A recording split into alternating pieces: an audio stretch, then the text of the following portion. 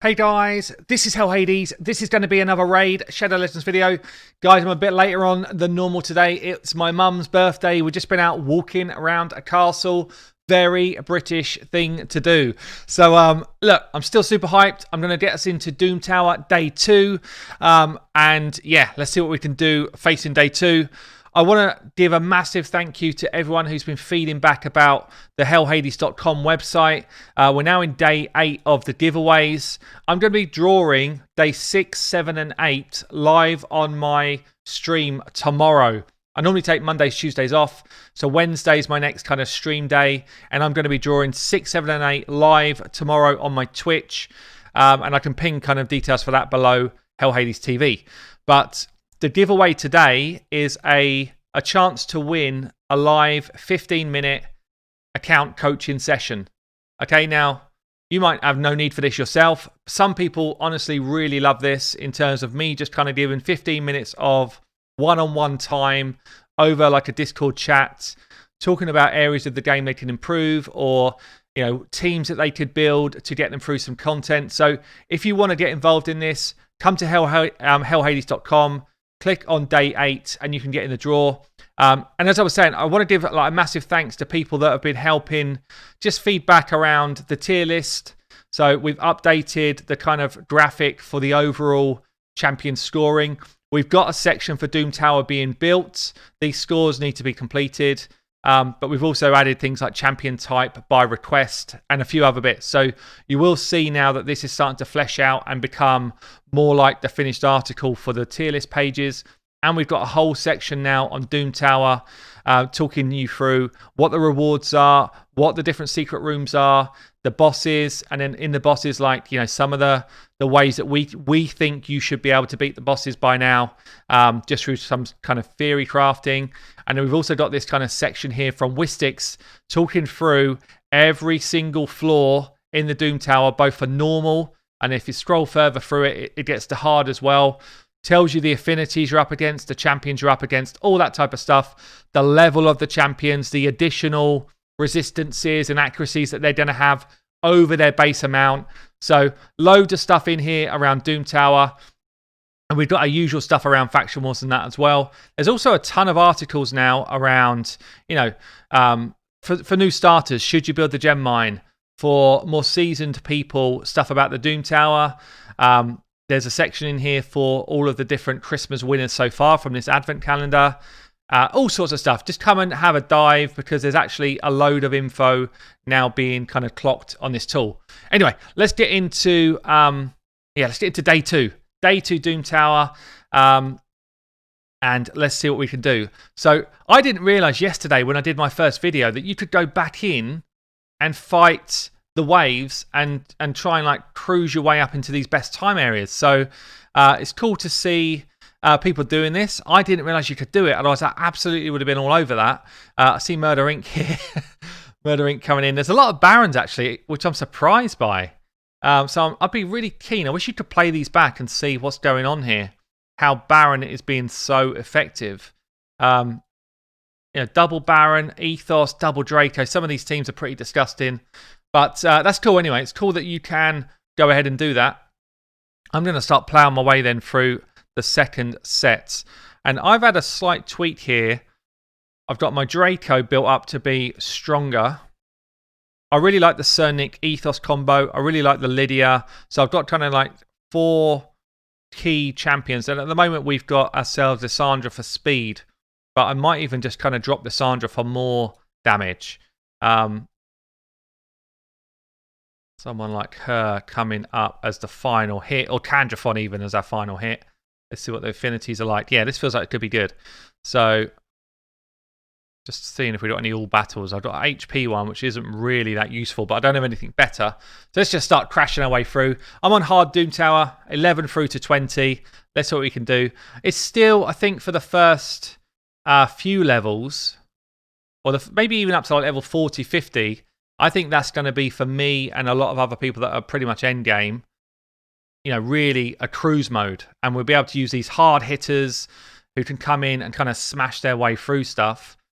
That's definitely going to change. Like when we get to level 50 plus, it is not going to be cruise mode anymore. It's going to be defensive type of comps. It's almost like moving from brutal campaign into nightmare campaign. For the earlier stuff, you know, you can go ahead and get some good times like, well, this is a reasonable time. But as you get later into the game, I think it's going to be harder to use these type of champs. Okay, we're going to try this. So I've gone for attack lead in all battles, 2 hitters, 2 decreased defense and weakeners, and then 1 reset champion.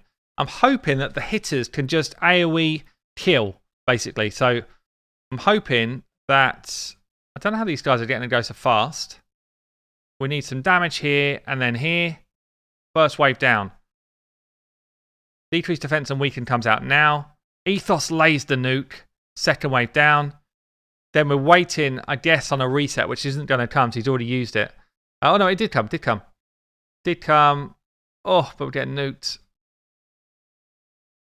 Need an Ethos bang. Didn't come. Okay. It's close. It's kind of... Oh, it's close. It's close. 34 seconds. What sort of times are we up against here? So I'm actually the fastest in Gallifrey, which is cool. But I am not top 10. I'm not miles off, actually. I mean, the first few guys, yeah. But I'm only a bit more tuning here. Maybe the reset isn't what I need. Maybe I just need another slam in there. Let's try this. Why are these guys getting a turn before me as well? What's going on here? They must get turn me again. No, they just get... Must be a retaliation hit. Candrathon slams us here. 9 seconds in. See, to beat first place, I need to have won now. That's how quick it is. So fair play, those guys at the top there. This is looking better, but I don't get my reset of my abilities. And that hit just doesn't hit hard enough. That hit is just not doing enough from Ethos, from Anifwi. Really, 32, was that better? That's my best time so far, 32. I'm still like 12 seconds off. He's got to come out, I think. Could be for Sir Nick. I might have stolen something off Sir Nick, did I? Maybe not. Could do Sir Nick. See, we could do something like this, like try and get a reset going. Try this. This works. That animation there of them coming back at us is slowing us down. But I don't know if I can do anything about that. There's the second one. Bam. Oh, he's so close to being able to kill. If he kills everyone there, it speeds us up by like another 2 seconds. There's a decreased offense and weaken though. Go on. 22. Woo. That's better. That's better. 22. I mean, I'm easily... That's not recorded there. 22. Oh, I'm 2 seconds off the top 10. Who else is up here? Scratch is up here. What's he doing? So I see these Barons coming in. I'm guessing the only way Barons can be coming in, I think, is if Baron is... If somehow they're A1-ing with Baron. I think that's the only way this can be working. Oh, yeah, look, we've got an ally attack here. That's cool, actually. So T-Swift is using the ally attack ability to do the A1 with Baron. I still don't know how you're rotating that round so fast. We've got an Abyss in here. We've got a Bysthophus. I love the way that these, like, you know, Vault champions are coming out to do work here. I do have a Fushan. I could bring Fushan in the mix in this role. I'm going to try that.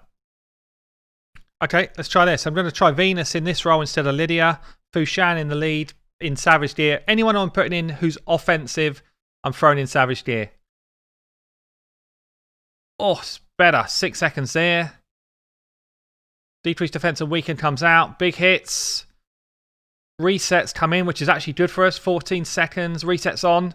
Decreased defense and weaken. Come on, Ethos. Do your work. Do your work, fella. Ooh, 19 seconds. That's not bad. That's not bad. This is my sort of game. This is my sort of game. Did that get me onto the... I squeeze it in. Coming for you, boys. Coming for you. This is cool. Let's try for another run on that set. So it feels like then, for some reason, Lydia was causing these guys at the front to counterattack us. I'm not really sure why that was. But 6 seconds consistent there. Drop defense. Shred. Nuke. Reset. Perfect reset. I didn't want the drop defense weaken there. That's what we don't want. Why did Venus do that? She slows us right up. Oh, it's good though. 21. Replay. Go again, boys. Come on. We just need a perfect run here. Perfect run with good RNG, and I think we get through. So 6 seconds, always there, always 6. I think just that perfect run here. Ooh, see that? Yes, yes, yes, yes. This is the one. This is the one. Give us some nukes. Give us some nukes. 17. Come on. Now we're going. Now we're going. 17. Up to 6th. Oh, look how close we are as well. Like top 2, I think no chance right now, but 2 seconds to squeeze off. Okay, we're going to stick with 17 and move on. Pleased with that, though. That was fun. That was fun. That is what I like in this game. Let's see if this same team can kind of plow their way through the next level as well with a decent run. Now that we've got something going. Like, well, speed tuned. A little bit more damage on that Fushan as well, and he's clearing that wave. Shred, nuke, yes. It's going to be pretty similar time to the last set. Let's have a reset. There it is. Slow. All these abilities where they're running in is too slow. Oh, 22. What's that like? What's that like? We're quite a way off here. Look at this. Zardgala. Love it. Zardgala. Ah, that's a good shout, actually. Zardgala. And again, look at this. Triple Draco, double Ethos. Double Draco Baron. Man, our best coming in. Might try best, actually. She built? I think she is. Not really.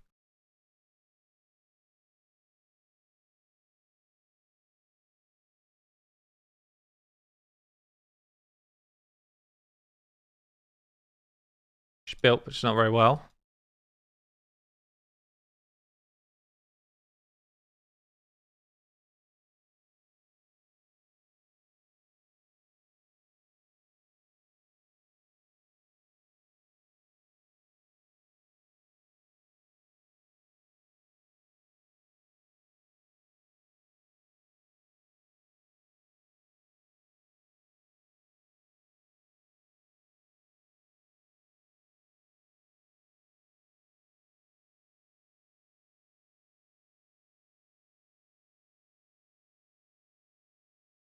First 2 waves are always nice. It's the third wave, which is why I'm thinking like a best coming in, drop defense here. Oh, it's actually if I build a well, maybe she just finishes that off. So let's talk Agreth the Nether Spider. Always spirit affinity, so you don't want to be bringing in a load of your force champions. When she has her first turn, she's going to spawn 4 spiderlings, and at the same time, she's going to place 4 poisons on all of your team. That does a ton of damage. That's a ton of damage. That's like 20% of your health every time you have a turn. You can't block that with block debuffs. You can't resist it with high resistance. She spawns 4 spiderlings, then places counterattack buff on them all. She teams up with the spiderlings to attack all enemies if a spiderling is spawned by this skill. So every time she spawns the group, she does ally attack, basically. So if you kill one, and she has another turn, she'll spawn another one, and then she'll attack you with all of them. So you kind of don't want to kill a spiderling, but you do want to control them. You don't want the spiderlings having turns. Tide of Toxins attacks all enemies at the start of each turn. Deals poison damage from all the poisons instantly, so it's like a mini explosion. When attacked by an enemy under poison, increases the duration of all debuffs on the attacker by a turn. So I guess one of the things you want to try and do is cleanse poisons off of your team as soon as they go on. So once you've got those 4 poisons everywhere, do a full team cleanse, and then a lot of the trouble kind of goes away. What else have we got here? Yeah, they can't be blocked. So the spiderlings, AoE as well, place a poison debuff for 2 turns, cannot be resisted. They heal Agreth by 10% each time a spiderling counterattacks. Now, you can put heal reduction on the boss. So if you've got heal reduction on the boss, this heal won't happen. If you remove the counterattacks, she gets ally protect. So they're splitting the damage between her and the spiderlings. Now, I think you probably could just remove the counterattack if you wanted to. It would take you longer to kill the boss. But I think if you do it early, let's say you cleanse the poisons off you, you remove the counter attack with someone like a Gergo freeze, and then, yeah, she's going to get the initial heal and ally protect, and it's going to take you longer to kill the boss, but you've got less to worry about. So I don't think that's a terrible option. So what we've said here is basically recommend sustain sets, things like Immortal. Stalwart is good because all of her abilities are AoE. You want to make sure that you are going for high damage and try and kill her fairly quickly, I think. Make sure that you realise the poisons are irresistible. So someone like a Doom Priest to continuously rotate round and cleansing would be good. Someone who does a full team cleanse like a Reliquary Tender. There's a ton of these though. You've got like your Raglins, Spirit Host, Battle Sage. There's quite a lot. So you can look to find those on this site actually. She is susceptible to decreased speed. She is susceptible to heal block. So they're two abilities that I'd say would be pretty strong. I think AoE freeze and stun for the Spiderlings is going to be good here. So that's the type of abilities I think you're going to be looking for. Now, we're fairly early on. We're only stage 20, so I think I can probably go in and do this relatively fast in terms of like high damage. I could probably go in and do the things like the turn meter drops. But when you drop her turn meter, you're going to take a big hit. So you just got to be aware of it. I think for the first run, though, we could probably do that and be pretty comfortable, like a full-on nuke team. But certainly when you get higher in this dungeon, those different things that I've just spoken to you about there are going to come in big time. Let's just drop these guys. All of the mobs are fairly low level, so you're not going to be struggling against mobs unless you're basically not meant to be here. We're just going to A1 it. We're going to do our A3 here. Save the A4. So we're going to get our weaken up, hopefully, yeah. We're going to go decrease defense and weaken. Get a Heartseeker off. It might pop me. Pretty harsh. I got a big old whack from it. And again, increase attack. And then we go Royal Guard Slam. So at this level, it's kind of easy. I don't know how much longer that works for. I might even get away with that same tactic at level 60, to be honest. So one thing I'm kind of interested in is whether, because she has to go to get her Spiderlings out and start to really do any work, I'm wondering if we can't just keep her turn meter down with Allure and Armiger, like a normal Fire Knight kind of drop, but have a couple of champions in there that just sustain you. So Bad El's great for this because Bad El's also going to bring us a cleanse if we need it from the poisons. But I'm thinking Apothecary for speed, Bad El for the cleanse, 2 turn meter droppers, and then I've actually got Lugan here as a potential like healer. He's also in a shield set to help us just sustain some of that early stuff. So that's what I'm thinking for like a more like a later game setup. Turn meter drops there, we take a hit. Triple turn meter drop there, we take big hits. But can the guys I've got in this team keep us going? So we've got speed up, we've got a cleanse, we've got heals out to try and keep us topped up. And yeah, it's slow and steady type of fight, but I think for at least the earlier levels of Doom Tower, this works. Slow and steady, we're not dropping turn meter by crazy amounts, therefore we're not taking tons and tons of damage. We've then got 3 people in the team which are just constantly there to heal, basically. Heal and move fast. Let us move fast, share some of that damage. And I know it's not going to be a fast run, but if you're struggling to do it, I think this is not a bad idea for a kind of strategy to get through it. But you can see we are taking, from the Allure at least, big chunks of damage. So if you don't have 3 people healing, I think maybe you struggle. You might even also need to make sure your resistance is high, because I'm noticing there my Armiger, I'm sure he's at like 230 accuracy and still struggling with some of the resistances already at stage 20. So you're probably going to want to watch out for that. But yeah, slow and steady. It's going to win by the looks of this. So it might just be something else to consider. If you've got like, I don't know, a couple of Rasks, you could do the same sort of thing with Rask as your healer instead of Lugan.